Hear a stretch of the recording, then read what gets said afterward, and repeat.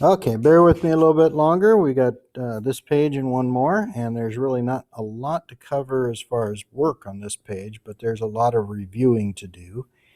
On this page of the 4.6 notes, page 3 that is, we're going to review the order of operations. Now, a lot of times, order of operations is taught with this nonsense word, PEMDAS, and it's just an acrostic or it spells P stands for parentheses, E stands for exponents, which come next on the priority list, then so forth. Multiply and divide, and finally add and subtract. And if you take all those keywords or those key letters, you spell this supposed word PEMDAS. Now, it used to be that they taught it, please excuse my dear Aunt Sally. Now, both of these have several weaknesses. I like the fact that it's easy to remember. If you can remember PEMDAS, you know you're supposed to do parentheses first, but there's really a lot more to that story. The parentheses here says do 3 plus 4. This square set of parentheses over here still says do 3 plus 4. So there are round and square parentheses. If you have a long division bar like this one, then there's some implied prioritizing. You do the 3 plus 4 first here. If you have absolute value signs, it's like having parentheses in there, although they shouldn't be written. It's a grouping symbol also, and I'm going to take the little parentheses off that long bar. None of these should be written with parentheses, or at least they aren't normally, with the possible exception of this long square root sign. So here you're supposed to do the 3 plus 4 before you take the square root sign. So you'd say 7, then you'd take the square root, finally you'd multiply by 8.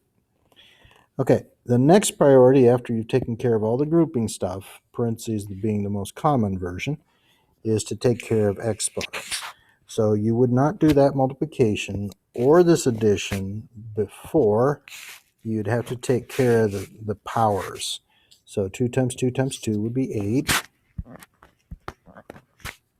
And then 5 times 5 is 25, and then you would continue your problem.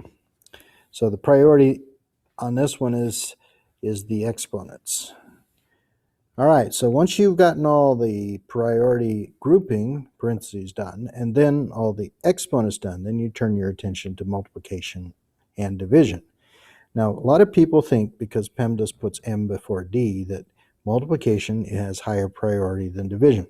But the truth is, they are the same priority, and you simply settle them by going from left to right. So in this first example here, where there's an addition, we'll leave that for later, but there's a division and multiplication. You should do the division first before you do the multiplication, only because it was on the left, and you read from left to right. And then you'd finish this and say 24. But the priority is division first, multiplication second, unless it's written the other way. Here you have two multiplications. There's one on the left and one on the right, and you're supposed to do the one on the left first. However, and we could have done this on the last problem also, if you have two higher priorities separated by a lower priority, in this case that minus sign, then you can actually do them simultaneously. So I'm going to say 6 over 20 here, and then come over here and at the same time finish this one, 2 over 15, and finally I'm going to subtract, and that would be how I would continue that problem. Okay, if you have addition and subtraction that's not guarded by parentheses, in other words, it's just out there, you do them from left to right in the order they appear. So sometimes you do addition first and sometimes you do subtraction first. Here you're going to do subtraction because it's on the left. So this would be 12 plus 2, and then you would add those for 14 for the final answer. Here you would add those before you subtract, and that would be because the addition's on the left. Now we're going to help ourselves by getting a common denominator of 30 in this case. So I'm going to multiply this one by 6 and by 6, and this one by 10 and by 10, and this by 15 and by 15. So now it looks like this: 15 thirtieths plus 20 over 30. Minus 18 over 30. And this would be done first. So you get 35 thirtieths minus 18 thirtieths. I'm kind of running out of room, so I'm going to come over here and say 17 thirtieths. Oops, I wrote 13ths, but it's 30ths. So I got a common denominator of 30, and I kept that all the way to the end. Okay, so here's the first test of whether we're going to be able to do this correctly. Example 2 has both an addition and a multiplication. So we're going to do the multiplication first as higher priority. Inside that box, there's some canceling that we can do. The reason we can do this is because, well, it's multiplication. So we have 1/3 plus across the top 1 times 1 and across the bottom 4. Now we got to get a common denominator at this point in order to accomplish the adding. So I'm going to try with 12.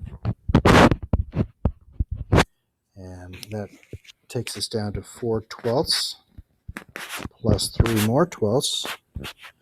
And that would be a total of 7/12. We're counting 12ths, so it's the size doesn't change. It's the number that changes. Okay, we have a division here, and we have a multiplication behind it. So I'm going to do the division first. You'll recall that you have to change that to multiplying by the reciprocal version.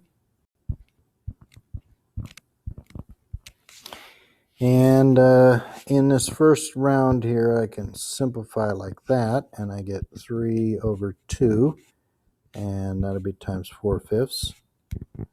And once again, I can simplify like that, and I end up with an answer of 6/5. So there's the conclusion of page 3 of the 4.6 notes.